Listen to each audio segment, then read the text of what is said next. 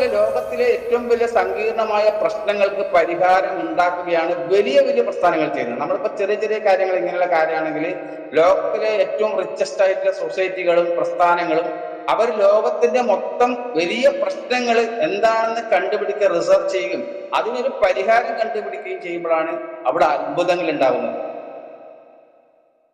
For example, ഞാൻ വീണ്ടും എക്സാമ്പിളിലേക്ക് പോവാം. നമുക്കറിയാം പനാമ കനാൽ, എല്ലാവർക്കും അറിയാം. പനാമ കനാൽ അറിയാത്ത ആരും ഉണ്ടാവില്ല. പനാമ കനാൽ എന്ന് പറയുന്നത് രണ്ട് സമുദ്രങ്ങളെ തമ്മിൽ ബന്ധിപ്പിക്കുന്ന ഒരു പ്രൊജക്റ്റായിരുന്നു. പ്രശ്നം എന്താ? രണ്ട് സമുദ്രം രണ്ട് ലെവലാണ്, ഒന്ന് താഴെ ഒന്ന് മുകളിലാണ്. അപ്പൊ കൃത്യം 80-85 കിലോമീറ്റർ ആണ് ഈ പനാമ വഴിയുള്ള ക്രോസ് ചെയ്താലുള്ള ലെങ്ത്. 80 കിലോമീറ്റർ ആണ് ടോട്ടൽ നീളം. പക്ഷെ ആ നീളം അവിടെ ഒരു കനാൽ നിർമ്മിച്ചാൽ ആ കടലിൽ ഒരു കടലിലെ വെള്ളം മറ്റേ കടലിലേക്ക് പോകും. വലിയ പ്രശ്നമായിരുന്നു. പക്ഷെ അതിന് പരിഹാരം കണ്ടെത്തിയേ പറ്റൂ. കാരണം ഒരു രാജ്യത്ത് നിന്നും മറ്റൊരു രാജ്യത്തിലേക്ക് എത്തണമെങ്കിൽ 6500 കിലോമീറ്റർ താണ്ടണം. 6500 കിലോമീറ്റർ എന്ന് പറഞ്ഞൊരു കപ്പൽ ഇപ്പോൾ പോലും ഒരു ചരക്ക് കപ്പൽ നീങ്ങുന്നത് ഞാൻ മനസ്സിലാക്കിയത് ഒരു 50 കിലോമീറ്റർ വേഗതയിലാണ്. അപ്പൊ 50 കിലോമീറ്റർ വേഗതയിൽ ഒരു ചരക്ക് കപ്പൽ നീങ്ങിയാൽ 6500 കിലോമീറ്റർ എത്തുമ്പോൾ എത്ര ദിവസം പിടിക്കും? നമ്മളൊന്ന് ശരാശരി എടുക്കും, നമ്മളൊന്ന് കണക്കൂട്ടിയാൽ മതി. ഒരു സൈഡിലേക്ക് 3000 കിലോമീറ്ററാണ്.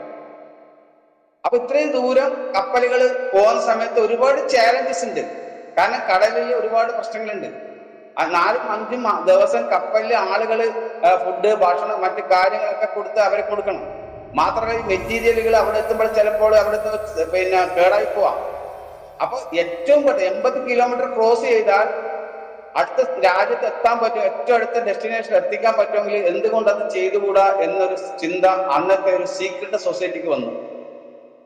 ആ സൊസൈറ്റി അതിന് തുടക്കം കുറിച്ച് 1904 തുടങ്ങിയിട്ട് 1914 അവസാനിപ്പിച്ചു. വെറും 10 വർഷമാണ്.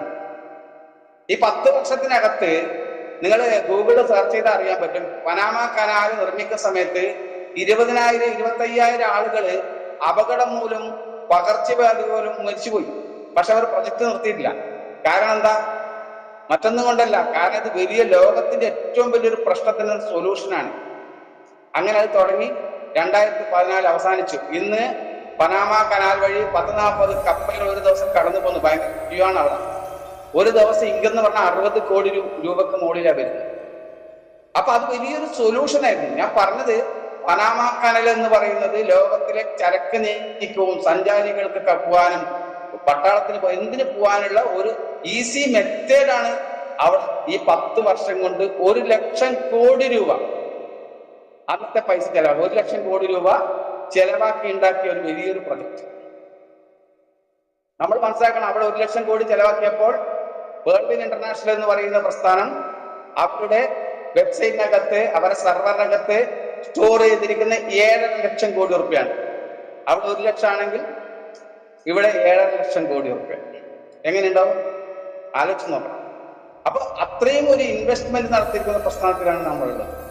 അതുകൊണ്ട് ദയവായിട്ട് മറ്റുള്ള ഒരു പ്രസ്ഥാനമായിട്ട് കമ്പയർ ചെയ്യുന്നതിൽ നമുക്ക് വളരെയധികം ദുഃഖം തോന്നും ചില സമയത്ത്. അതുപോലത്തെ പ്രൊഡക്റ്റ് ആൻഡ് സർവീസ് ആണ് ലോകത്ത് എന്നും ഡിമാൻഡ് ഉള്ളത്. അതൊരു സർവീസ് ആയിരുന്നു, നമ്മുടെ പ്രൊഡക്റ്റ് അല്ലായിരുന്നു. പനാമ കനാൽ എന്ന് പറഞ്ഞാൽ ഒരു സർവീസ് ആയിരുന്നു, ഒരു പ്രൊഡക്റ്റ് അല്ല. അതേപോലെ നിങ്ങൾ മനസ്സിലാക്കേണ്ട, ഇതുപോലുള്ള ഒരു സൊസൈറ്റിയാണ് 2015 സ്റ്റാർട്ട് ചെയ്തിരിക്കുന്നത്. 1904 തുടങ്ങി 1914 അവസാനിച്ച ഒരു പ്രൊജക്റ്റ് ആണെങ്കിൽ വേൾഡ് വിൻ ഇന്റർനാഷണൽ എന്ന് പറയുന്ന പ്രൊജക്ട് 2015 തുടങ്ങി 2025 അവസാനിക്കുന്ന ഒരു പ്രൊജക്റ്റാണ്. 10 വർഷമാണ് പ്രൊജക്ടിന്റെ ദൈർഘ്യം. മനസ്സിലാക്കേണ്ട കാര്യം അതാണ്. അത് നേരത്തെ പറഞ്ഞ എന്തിനാണ്? ഈ നമ്മുടെ സാമ്പത്തിക ഇടപാടുകള്, നമ്മുടെ ആളുകളുടെ പ്രൊഡക്റ്റ് ആൻഡ് സർവീസ് കാര്യങ്ങൾ സിംപ്ലിഫൈ ചെയ്യാൻ വേണ്ടിട്ട്, ഈസിയാക്കാൻ വേണ്ടിട്ട്, വളരെ ലളിതമായിട്ട് നമ്മളിലേക്ക് എത്തിക്കാൻ വേണ്ടിട്ട്, ജനങ്ങൾക്ക് അങ്ങനെ ഒരു സർവീസ് കൊടുക്കാൻ വന്നിരിക്കുന്ന ഒരു ഓർഗനൈസേഷനാണ് വേൾഡ് വിൻ ഇന്റർനാഷണൽ. നമ്മൾ ആ ഒരു വ്യൂവിൽ ഇതിനെ കണ്ടാൽ മതി. വളരെ ലളിതമാണ്, വളരെ സിമ്പിളാണ്. നമുക്കറിയാം, ഇന്ന് നമ്മൾ DP അയക്കുന്നത് നമുക്കറിയാം, വളരെ ഫാസ്റ്റ് ആയിട്ടാണ് നമ്മൾ DP അയക്കുന്നത്. 1 സെക്കൻഡിൽ നമുക്ക് വിതരണം ചെയ്യുന്നു. നമുക്ക് കമ്മീഷൻ കിട്ടുന്നത് മൈക്രോ സെക്കൻഡിലാണ്. അപ്പൊ അത്രയും ലളിതമായ ഒരു സിസ്റ്റമാണ് നമ്മളത് വളരെ ഈസി ആയിട്ടും സിമ്പിളായിട്ടും 2-3 ക്ലിക്കുകളിൽ നമ്മൾ കാര്യങ്ങൾ നടത്തുന്നത്രയും സിമ്പിളായിട്ട് ഈ സിസ്റ്റം നമ്മൾക്ക് ഇനി വരുന്ന സർവീസ് ഒക്കെ തരാൻ പോകുന്നു. PVC മറ്റേ കാര്യത്തിലും ഒരേ കാര്യമാണ് നടക്കാൻ പോകുന്നത്, സെയിം കാര്യമാണ് നടക്കാൻ, വളരെ ഈസി, സിമ്പിൾ ആൻഡ് ലളിതം. PVC മറ്റേ കാര്യത്തിൽ അതാണ്, നമ്മൾ കൺഫ്യൂഷൻ്റെ ആവശ്യമേ ഇല്ല. കാരണം അവരുടെ ഫോക്കസ്, സിസ്റ്റത്തിന്റെ എയിം എന്ന് പറഞ്ഞാൽ സിസ്റ്റം ജനങ്ങളെ സിംപ്ലിഫൈ ചെയ്യുക. വരുമാനം ഉണ്ടാക്കുന്ന കാര്യത്തിൽ സിമ്പിൾ ആക്കിയിട്ടുണ്ട്. നമുക്കറിയാം മറ്റേത് ബിസിനസ് ചെയ്യുന്നതിനേയും കാട്ടി, ഇന്ന് നമുക്കറിയുന്ന ഏത് ബിസിനസ് ചെയ്യുന്നതിനേയും കാട്ടി വളരെ സിമ്പിളായിട്ട് ചെയ്യാൻ പറ്റുന്ന, വീട്ടിലിരുന്ന് കൊണ്ട് ഈസി ആയിട്ട് ഹോം ബേസ്ഡ് ആയിട്ട് ചെയ്യാൻ പറ്റുന്ന ഒരു ബിസിനസ്സാണ് നമ്മളെ പേൾ വെയിൻ ഇന്റർനാഷണൽ പറയുന്ന ഈ ഡിജിറ്റൽ ബിസിനസ്. അപ്പൊ സാറ് പറഞ്ഞ പോലെ ഞാൻ PVC മെറ്റലിലേക്ക് പോകാൻ പോകുന്നു. ഞാൻ ഇത്രയും കാര്യങ്ങൾ പറയാൻ കാരണം നമ്മൾ ഈ ബിസിനസ്സിനെ ഒരിക്കലും ചെറുതായിട്ട് നമ്മൾ കാണാൻ പാടില്ല എന്ന് പറയാൻ വേണ്ടിയിട്ടാണ്. ഇതിന്റെ വലിയൊരു ഒരു ഒരു ക്യാൻവാസിൽ വേണം നമ്മൾ ഈ ബിസിനസ്സിനെ കുറിച്ചിട്ട് മനസ്സിലാക്കാൻ. അതുകൊണ്ട് ഞാൻ പറയുന്നത്, പേൾ വെയിൻ വന്നതിന് ശേഷം പേൾ വെയിൻ വരുന്ന 2-3 പ്രൊജക്ടുകളുണ്ട്. ഒന്ന് PVC മെറ്റ എന്ന് പറയുന്ന ക്രിപ്റ്റോ ടോക്കൺസ് ആണ്. അതുപോലെ Bungi.com തരുന്നുണ്ട്. Bungi.comന്റെ പ്രത്യേകത ഞാൻ നേരത്തെ പറഞ്ഞ അതേപോലെയാണ്, സിമ്പിൾ ഈസി മെത്തേഡാണ്.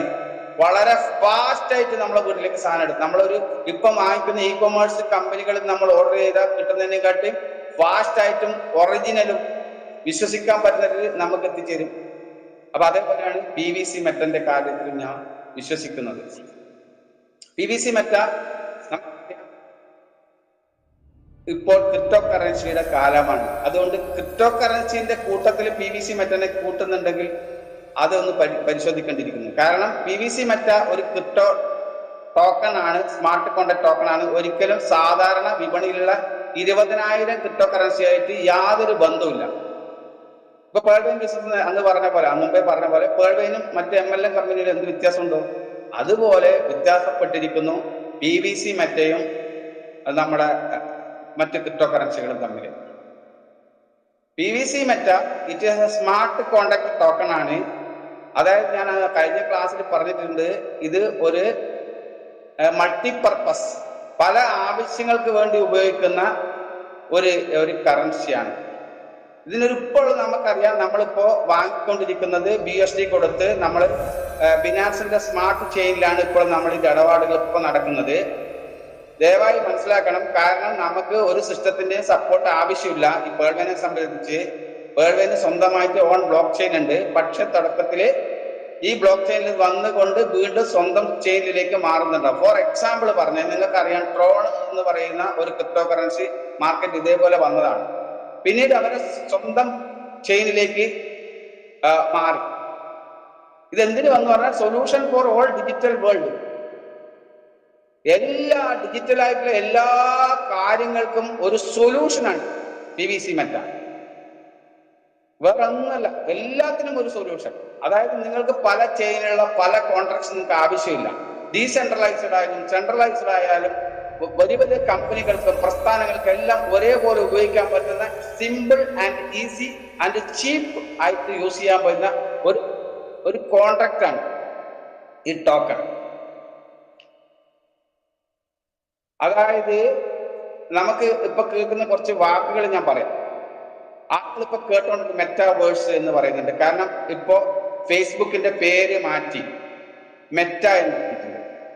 മെറ്റ എന്ന് പറയുന്ന ഒരു ആധുനിക ടെക്നോളജിയാണ്. അത് കംപ്ലീറ്റ് ഒരു 3D എഫക്റ്റ് വരുന്ന ചിത്രങ്ങളും കാര്യങ്ങളും അതിലുണ്ടാവാം. 3D എഫക്റ്റ് ഭയങ്കരമായിട്ട് ഇന്ന് പ്രചരിക്കുന്ന ഒരു സംഭവമാണ്. ഇപ്പൊ 3D പ്രിന്റിങ് തുടങ്ങിയിട്ടുണ്ട്. നമുക്കറിയാം, നമ്മൾ ചൈനയിൽ നിന്നൊക്കെ കൊണ്ടുവരുന്ന ചെറിയ ടോയ്സ്, അതുപോലെ ചില പാത്രങ്ങളൊക്കെ ഇന്ന് നമുക്ക് ഒരു 3D പ്രിന്റർ വാങ്ങിച്ചു കഴിഞ്ഞാൽ അത് കമ്പ്യൂട്ടറായിട്ട് കണക്ട് ചെയ്ത് കഴിഞ്ഞാൽ സെക്കൻഡ് വെച്ച് ഞൊടിയിടയിൽ നിങ്ങൾ ആഗ്രഹിക്കുന്ന ടോയ്സ് നിങ്ങൾക്ക് കയ്യിൽ കിട്ടും. വളരെ സിമ്പിളായിട്ട് നിങ്ങൾക്ക് വേണമെങ്കിൽ 3D പ്രിന്റിംഗ് എന്ന് വെറുതെ യൂട്യൂബിൽ അടിച്ച് ഷോർട്സിന് ഇഷ്ടം പോലെ കാണാനുണ്ടാവും. ഒരു സെക്കൻഡ്, കാരണം 2-3 കേബിൾ ഉണ്ട്, പ്ലാസ്റ്റിക് കേബിൾ ഉണ്ട്. അത് കണക്ട് ചെയ്ത് കൊടുത്താൽ നിങ്ങൾക്ക് ആവശ്യമുള്ള കളറിൽ ആവശ്യമുള്ള രൂപത്തിൽ സെക്കൻഡ് വെച്ചിട്ട് നമുക്ക് എന്ത് ചെയ്യാൻ പറ്റും? നമുക്ക് ആവശ്യമുള്ള സാധനങ്ങൾ സ്വന്തം വീട്ടിൽ നിർമ്മിക്കാൻ പറ്റും. നമ്മൾ ടോയ്സ് വാങ്ങിക്കാൻ പോകണ്ട. ചെറിയ കപ്പുകളായാലും പ്ലേറ്റുകളായാലും ടോയ്സ് ആയാലും പല കരകൗശല വസ്തുക്കളായാലും നമുക്ക് പല ചെറിയ ചെറിയ സ്റ്റാച്ചു എല്ലാം നമുക്കത് നിർമ്മിക്കാൻ പറ്റും. കാരണം 3D മാറി എല്ലാ കാര്യങ്ങളും. 3D പ്രിന്റിങ് പോലെ വന്ന് വീടുകൾ 3D പ്രിന്റിങ്ങിലേക്ക് മാറിക്കഴിഞ്ഞു. ഇപ്പൊ മൊത്തത്തിലൊരു മാറ്റങ്ങൾ വന്നിരിക്കുന്നത്. ആ മാറ്റത്തിന്റെ ഒരു ഷോർട്ട് പേരാണ് മെറ്റ എന്ന് പറയുന്നത്. Complete 3D effect. നമ്മൾ സാധാരണ ഇതുവരെ നമ്മൾ ആദ്യമൊക്കെ കണ്ടുകൊണ്ടിരുന്നത് ഒരു ഇൻസ്റ്റാഗ്രാമിലോ അല്ലെങ്കിൽ യൂട്യൂബിലോ അല്ലെങ്കിൽ അങ്ങനെ ഫേസ്ബുക്കിലോ അല്ലെങ്കിൽ നമ്മൾ മൊബൈലിൽ ഫോട്ടോ ഇമേജുകളാണ് നമ്മൾ ആദ്യം സെൻഡ് ചെയ്തുകൊണ്ടിരുന്നത്. ഒരു ഫോട്ടോ, ആദ്യം ലെറ്റർ, പിന്നെ ഫോട്ടോ ആയി, പിന്നെ വീഡിയോസ്. ഇനി വീഡിയോസിന്റെ കാലം കഴിഞ്ഞു. ഇനി വീഡിയോസ് എന്ന് പറയുന്നത് നമ്മൾ സാധാരണ ഇപ്പൊ കാണുന്ന വീഡിയോസ് ആയിരിക്കില്ല. ഈ വീഡിയോ ഫുള്ള് ഒരു 3D ഇമേജ്, അതായത് ശരിക്കും ഒരാൾ നിൽക്കുന്ന പോലെ ഉള്ളൊരു ഇമേജുകൾ നമുക്ക് കാണാൻ പറ്റും. അതിന് വേണ്ടിയിട്ട് തുടക്കം ഇട്ടിട്ടുണ്ട്. യൂട്യൂബാണ്. അതിന്റെ 50ഓളം കമ്പനികളാണ് യൂട്യൂബായി ചേർന്നിട്ട് ഇത് തുടങ്ങിയിട്ടുള്ളത്. അത് കഴിഞ്ഞാൽ കുറച്ച് കഴിഞ്ഞാൽ നമ്മൾ യൂട്യൂബിലും അല്ല ടിക്ടോക്ക്, ഇൻസ്റ്റാഗ്രാം, ഫേസ്ബുക്ക്, ഇങ്ങനെ എല്ലാ ഫോട്ടോ ഇമേജുകളും കംപ്ലീറ്റ് ചേഞ്ച് ആവും. അത് ചേഞ്ച് ആകുമ്പോൾ അവിടെ നമുക്ക് ഇങ്ങനെയുള്ള ആവശ്യങ്ങൾ നിറവേറ്റാൻ, ഇന്ന് നമ്മൾ ഫോൺ വിളിക്കാൻ, നമ്മൾ GB ഉപയോഗിക്കാൻ, നമ്മൾ ഡാറ്റ ഉപയോഗിക്കാൻ വേണ്ടി പൈസ ചെയ്യുന്ന പോലെ നമ്മൾക്കന്ന് ഇതുപോലുള്ള കോൺട്രാക്ട് ടോക്കൺ നമുക്ക് അവൈലബിൾ ആവണം, കിട്ടിയേ പറ്റും. ഇങ്ങനെയുള്ള കോൺട്രാക്ട് ടോക്കൺസ് PVC മെറ്റയാണ് അഗ്രഗണ്യം ആ മേഖലയിൽ. അപ്പൊ PVC മെറ്റ ടോക്കൺ ഉപയോഗിച്ചുകൊണ്ട് നമുക്ക് ഇങ്ങനെയുള്ള 3D പ്രോഗ്രാം നിങ്ങൾ കേട്ടിട്ടുണ്ടാവും. അടുത്ത കാലത്ത് സാൻഡ് ബോക്സ് എന്ന് പറഞ്ഞ വലിയ ചരിത്രം, ഇപ്പോൾ അതിനെക്കുറിച്ച് വളരെ വലിയൊരു ആർട്ടിക്കിൾ എല്ലാ പത്രങ്ങളിലും മീഡിയാസ് വരുന്നത്. സാൻഡ് ബോക്സ്, ഡീസെൻട്രലാൻഡ് അല്ലെങ്കിൽ മന എന്ന് പറയും. അവിടെ എന്ത് ചെയ്യുന്നു പറഞ്ഞാല് ഡിജിറ്റൽ വേൾഡ് സൃഷ്ടിച്ചിരിക്കുന്നു. അതിനകത്ത് ഒരു വെബ്സൈറ്റ് ആണ്. ആ വെബ്സൈറ്റിനകത്ത് നമ്മൾ പോയി കഴിഞ്ഞാൽ നമുക്ക് ലോകം ഫുൾ അതിനകത്ത് കാണാൻ പറ്റും. നമുക്ക് അവിടെ എന്ത് ചെയ്യാൻ പറ്റും? നമ്മളെ ചിത്രങ്ങൾ നമുക്ക് പ്രദർശിപ്പിക്കാൻ പറ്റും, സെല് ചെയ്യാൻ പറ്റും. നമ്മുടെ മ്യൂസിക് പ്രദർശിപ്പിക്കാൻ പറ്റും, സെല് ചെയ്യാൻ പറ്റും.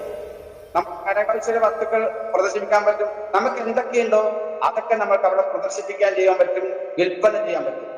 അങ്ങനെ ആ സാൻഡ് ബോക്സിനകത്തോ ഡീസെൻട്രലാൻഡ് പോലത്തെ വെബ്സൈറ്റിനകത്തോ നിങ്ങൾക്ക് പോകണമെങ്കിൽ നിങ്ങൾക്ക് എന്ത് ചെയ്യണം? ഒരു സ്മാർട്ട് കോണ്ടാക്ട് ഉണ്ടായിരിക്കണം. തീർച്ചയായിട്ടും വരുന്ന കാലത്ത് ഇങ്ങനെ ഇപ്പോ 80% ആളുകളാണ് ഇന്ന് നമുക്ക് എന്താ പറയണ്ടത്, നമ്മളെ മൊബൈൽ ഫോണിന്റെ ഫുൾ ടൈം ഇരിക്കുന്നത്. 80% ആളുകൾ ഇന്ന് നല്ലൊരു ടൈം, 80% ടൈം മൊബൈലിലേക്ക് കോൺസെൻട്രേറ്റ് ചെയ്ത് കഴിഞ്ഞു. അപ്പൊ ആ 80% ചെറിയൊരു ആളുകൾ മാറിയാൽ പോലും വലിയൊരു ടേൺ ഓവറാണ് ഈ മേഖല നടക്കാൻ പോകുന്നതാണ് വിദഗ്ധന്മാർ പറയുന്നത്. അപ്പൊ ഈ സാൻഡ് ബോക്സ്, ഡീസെൻട്രലാൻഡ് പോലത്തെ സൈറ്റുകൾ ക്രിപ്റ്റോ കറൻസി ടോക്കൺ അവൈലബിൾ ആണ്. പക്ഷെ അവർക്ക് പോലും കൊടുക്കാൻ പറ്റാത്തത്ര നിരക്കിൽ കൊടുക്കാൻ പറ്റുന്ന, അവർക്കൊക്കെ എല്ലാ എന്ത് ഗെയിം ആണെങ്കിൽ അങ്ങനെ എന്ത് കളിക്കാനും യോജിക്കുന്ന ഒരു ക്രിപ്റ്റോ കറൻസി ടോക്കൺ ആണ് PVC മെറ്റ. അത് നമുക്ക് സിമ്പിളായിട്ട് തരും. നമ്മൾ കൺഫ്യൂഷൻ ആവേണ്ട ആവശ്യമേ ഇല്ല. കൃത്യമായ 3, 4, 5 ക്ലിക്കിനകത്ത് നമുക്ക് PVC മെറ്റന്റെ സകല ഇടപാട് നടത്താൻ പറ്റുന്ന രീതിയിലാണ് ഇത് ഡിസൈൻ ചെയ്തിരിക്കുന്നത്. പിന്നെ ഒരു പ്രത്യേകതയുണ്ട്. നമുക്ക് എല്ലാവർക്കും അറിയാം, നമ്മൾ എല്ലാം പണ്ടുകൊണ്ട് മുതൽ കേൾക്കുന്ന ഒരു കാര്യം, ഒരാളൊരു പാട്ട് പാടുന്നു. ഒരു എക്സാമ്പിളിന് വേണ്ടി പറയുന്നതാണ്. ഒരു പാട്ട് പാടുന്നു അല്ലെങ്കിൽ ഒരു പാട്ട് റെക്കോർഡ് ചെയ്യുന്നു, അദ്ദേഹം അത് പുറത്തു വിടുന്നു. കുറച്ച് കഴിയുമ്പോൾ ആ പാട്ട് വേറൊരാൾ കയ്യിൽ കിട്ടുന്നു, വീണ്ടും ആ പാട്ട് സിനിമയിലെത്തുന്നു. ആക്ച്വലി സിനിമയിൽ വേറൊരാളായിരിക്കും പാടിയിട്ടുണ്ടാവാം. ആ സമയത്ത് വീണ്ടും ഈ പാട്ടും ഒന്ന് മോഡിഫൈ ചെയ്ത് വേറൊരാളായിരിക്കും വീണ്ടും ചെയ്തിട്ടുണ്ടാവാം. അവസാനം യഥാർത്ഥ ഓണർഷിപ്പ് എന്ന് പറയുന്ന സംഭവം കിട്ടാത്ത അവസ്ഥ വരും. യഥാർത്ഥ അതിന് മുന്നിൽ കഷ്ടപ്പെട്ട് പാട്ട് എഴുതി റെഡിയാക്കി കൊടുത്ത ആൾക്ക് പാട്ട് പാടിയിട്ട് പിന്നെ ഫെയിമും ഇല്ല, ഓണർഷിപ്പും ഇല്ല, അങ്ങനത്തെ ഒരു അവസ്ഥയുണ്ട്. ഇതിന് കൂടി ഒരു പരിഹാരമാണ് വന്നിരിക്കുന്ന PVC മെറ്റ. അതായത് നമ്മുടെ ഉടമസ്ഥാവകാശം, ലളിതമായിട്ട് പറഞ്ഞാൽ ഓണർഷിപ്പ് അല്ലെങ്കിൽ ഉടമസ്ഥാവകാശം. ഫോർ എക്സാമ്പിൾ, നിങ്ങൾക്ക് ഒരു ഡിജിറ്റൽ അസറ്റ് ഉണ്ടെന്ന് കൂട്ടിക്കോ. ഒരു വ്യക്തിക്ക് ഒരു ഡിജിറ്റൽ അസറ്റ് ഉണ്ടെങ്കിൽ ആ അസറ്റ് സൂക്ഷിക്കാനും ഉപയോഗിക്കാനും വിൽപ്പന ചെയ്യാനും പറ്റുന്ന ഒരു സ്ഥലമാണ് ഞാൻ പറഞ്ഞ സാൻഡ് ബോക്സ് അല്ലെങ്കിൽ ഡീസെൻട്രലാൻഡ് മന എന്ന് പറയുന്ന ഒരു വെബ്സൈറ്റുകൾ. അതിൽ നമ്മൾക്ക് എൻ്റർ ചെയ്ത് നമ്മളെ എന്തും നമുക്ക് സൂക്ഷിക്കാൻ പറ്റുന്ന ഒരു സംവിധാനം. ആ സംവിധാനത്തിനെയാണ് ഇന്ന് ലോകം പ്രശംസ നടക്കുന്നത്. അതിന്റെ പേരാണ് NFT. കേട്ടിട്ടുണ്ടാവില്ല? NFTs, non fungible tokens എന്ന് പറഞ്ഞാൽ നമ്മളുടെ ഉടമസ്ഥാവകാശം, ലോകത്തിലെ ഡിജിറ്റൽ അസറ്റുകൾ നമുക്ക് സൂക്ഷിക്കുകയും കൈകാര്യം ചെയ്ത്, ഈവൻ നമ്മളെ ബാങ്ക് ബാലൻസ് അടക്കം നമുക്ക് ഓണർഷിപ്പിൽ നമുക്ക് സൂക്ഷിക്കാൻ പറ്റുന്ന ഒരിടം. അങ്ങനെ ചെയ്യണമെങ്കിൽ അവർക്ക് ഒരു ടോക്കൺ ആവശ്യമുണ്ട്.